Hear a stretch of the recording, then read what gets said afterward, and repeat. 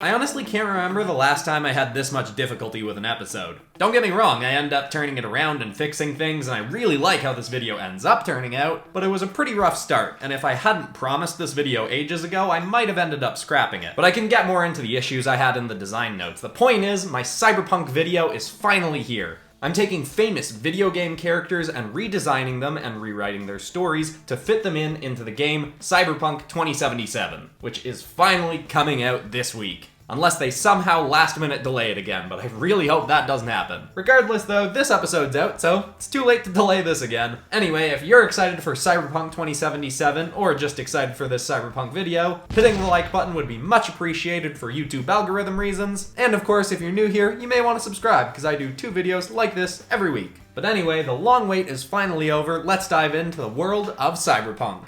Let's go. For a time, Kratos was the most brutal attack dog for the crime lord Ares. If Ares called for someone's head, there was nowhere in Night City that they could hide.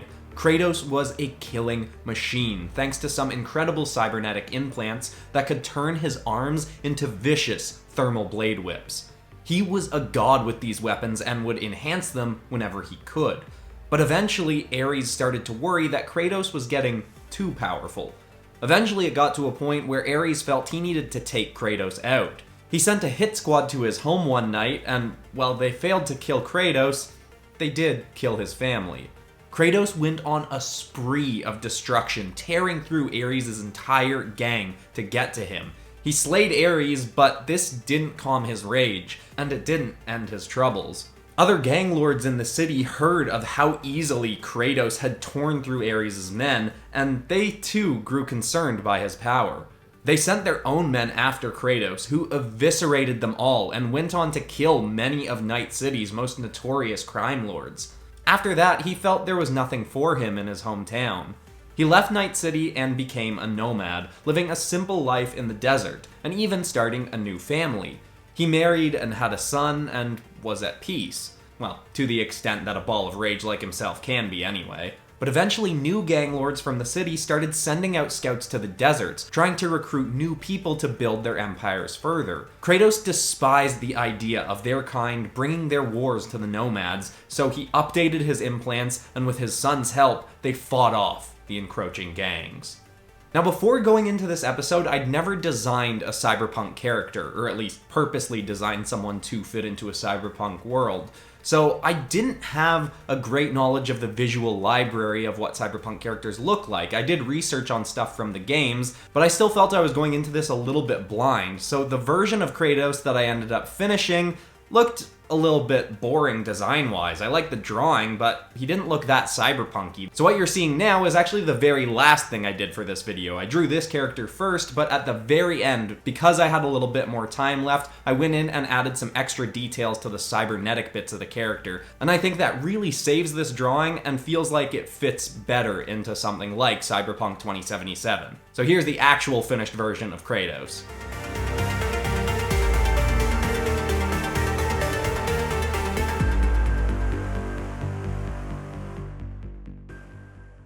As a baby, Aloy was found in the Badlands by a group of nomads called the Nora tribe.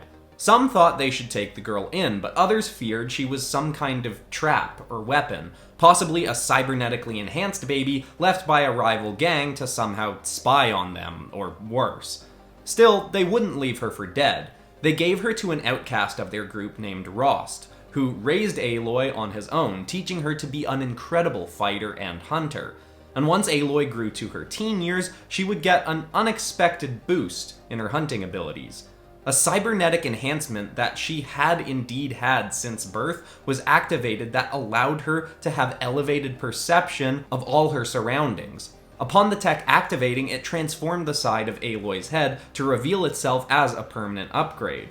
Rost was concerned about this as it potentially proved the Nora tribe's fears about the girl, but he continued to raise and train her all the same.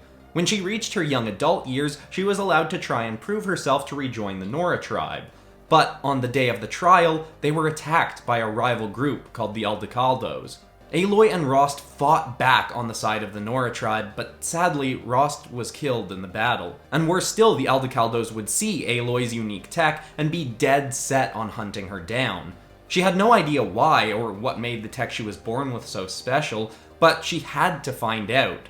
Led by clues in her upgrades, she'd journey into Night City, finding that there were far more people looking to hunt her down. Luckily, she'd been trained in combat, had some impressive cyber tech in her arm, and was able to protect herself. Eventually, she'd discover that she was a bioengineered human made from the long-dead green-focused tech mogul Elizabeth Sobek, who'd been killed by a competitor. Upon her death, she'd tasked an employee of hers to hide the baby clone away so she could grow up to continue Elizabeth's work one day. The competitor that had killed Elizabeth had a still-standing bounty on the head of anyone found with the unique tech placed in Aloy at birth, hence the Aldecaldos and many others trying to kill her. Aloy would gain access to a massive library of information left by her past self, giving her all the knowledge she needed to start her past self's company anew and invent new technology that could help protect and revitalize a planet that grew less and less green each day.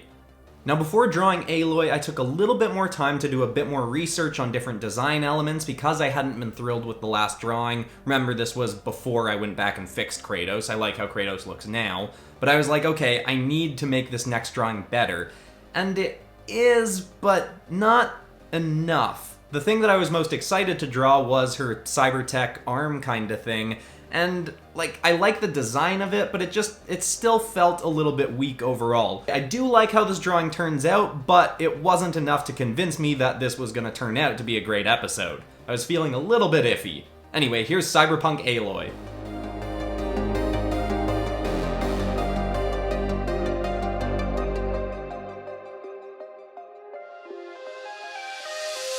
Ryu was abandoned as a child on the streets of Night City. Whether his parents died or just ran off is unknown to him, but regardless, he did end up finding a new surrogate family in Goken and the Animals gang. The Animals are a group obsessed with reaching human physical perfection, and so Ryu was raised to be the ultimate fighter.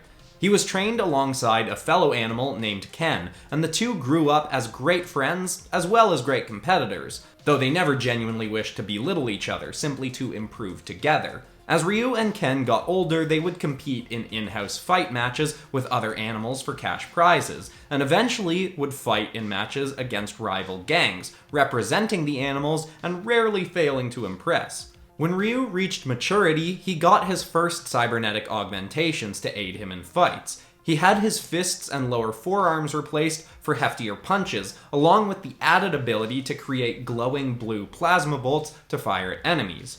Later, he'd also get augmentations in his feet. He'd have wind cannons built into his heels so he could propel himself into vicious, spinning tornado kicks that could decimate unsuspecting foes. While the animals would occasionally try to wrangle Ryu into criminal activity, he'd respectfully decline and spend all his energy focusing on training and his scheduled fights. He had a true love for his work, and that would drive much of his life in Night City. Now, the third drawing for this episode was actually supposed to be Master Chief. I'd written a story for him that I liked and fit him into the Militech private army in Cyberpunk 2077, but when I started into the drawing and was looking at design elements from Militech, they kinda looked like they could fit into any futuristic military kind of game. Like, they were cool designs, but they didn't look super uniquely cyberpunk, and that's what I wanted to focus on in this episode. So I scrapped his story and went back and looked at other characters I'd considered before I'd done my research, and I realized Ryu was a great option because I'd researched the animals when looking at stuff for other characters, and I was like, he would fit perfectly into that gang. So I did a bit more research into Ryu, thought out the design I would like, pulled some other reference images of characters from the Animals gang in Cyberpunk 2077, did this drawing, and I was like, okay, I really like this one. I don't think this is the best one of the video because I think the next design is much better, but this at least gave me enough confidence to go, okay, I can still make this a great video. Here's Cyberpunk Ryu.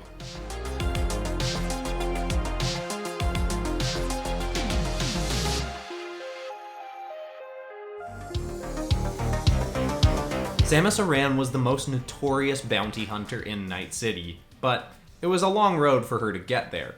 Her parents had been killed in a gang raid when she was quite young, and she was left alone to fend for herself as a street kid.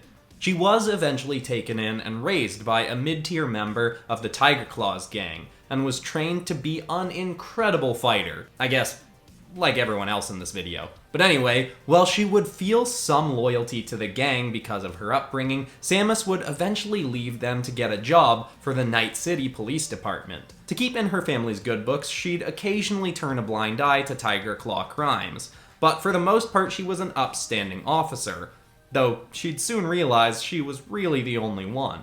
The entire police department was on someone's payroll, either working for a gang or a corporation. Samus started to see that the best way for her to actually fight crime in the city was to become a bounty hunter and do it on her own time. Using all her savings, she had her whole body rigged up with cyber upgrades, including an incredibly versatile projectile launching system built into her right arm. With that, no criminal was safe from Samus. If there was a big enough bounty on your head, Samus would be there to collect it. And now we get to the final design, Samus, the one that I go like, yes, nailed it. I was worried about this one. This was another one that I'd started and then stopped and considered scrapping, and then I got the idea to design her a bit like a female version of Atom Smasher, who's a character from the Cyberpunk 2077 lore, who's like completely rigged up in cybernetic upgrades, to the point where he's supposedly lost most of his humanity. That's not what I want for the lore of this character, but visually I thought it was going to be really cool. And while I love the design of this one, the thing that I actually like most about it is how the face turned out. I don't really have a formula worked out yet for how I like to draw female faces in my style. Sometimes I'll do one like this, where I'm like, this looks awesome, I should do more stuff like this, and then sometimes there'll be one like Peach from the Nintendo Spider-Man villains episode, where I'm just like, not so much. Anyway, after I finished this drawing, that was when I was inspired to go back and fix the Kratos drawing. I took another look at all of the art after that, and I was like, you know what? I actually do really like how this episode turned out. But this is definitely my favorite, and definitely the one I want to put on the thumbnail. I hope you've all enjoyed the Cyberpunk art and this weird journey of an episode that I almost wanted to scrap. Here is the final drawing, Samus in Cyberpunk.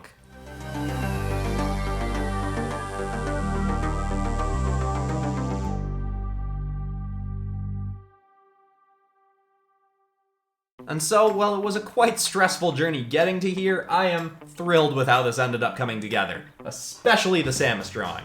Anyway, at this point I'm not sure what I'm going to make posters out of from this episode. I definitely want to do a Samus one, or maybe I'll do the same thing I've done with a few videos lately, where I take all 4 drawings and make them into one big poster. Either way, you can see what I've done by looking at the little bar linked underneath this video. But anyway, now I feel like I've really gotten a flow for Cyberpunk designs, so do people want me to do another Cyberpunk episode? Doesn't even necessarily have to be specific to Cyberpunk 2077.